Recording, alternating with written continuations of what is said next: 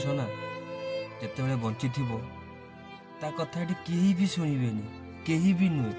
ତମେ ଯେତେ ଯାହା ବି କର, କିନ୍ତୁ ଯେତେବେଳେ ସେ ମଣିଷଟା ଚାଲିଯିବ ନା ତା କଥା ଏଠି ବହୁତ ଲୋକ ଆସିବେ, ତା ପାଖକୁ ବହୁତ ଲୋକ ଆସିବେ।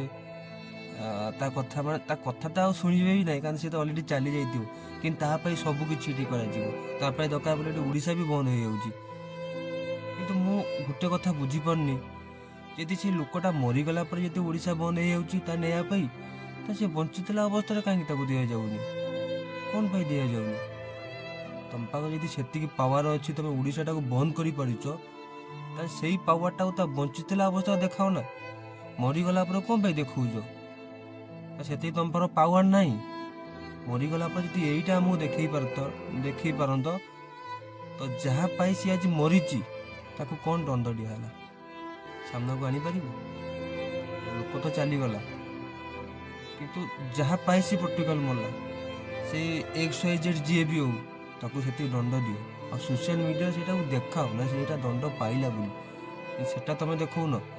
ଏଠି ଓଡ଼ିଶା ବନ୍ଦ କରିଦେଉଛ, ବନ୍ଦ କରିଦେଇକି ରାସ୍ତାଘାଟ ବନ୍ଦ କରିଦେଉଛ, ସାଧାରଣ ଲୋକଙ୍କୁ ହଇରାଣ କରୁଛ।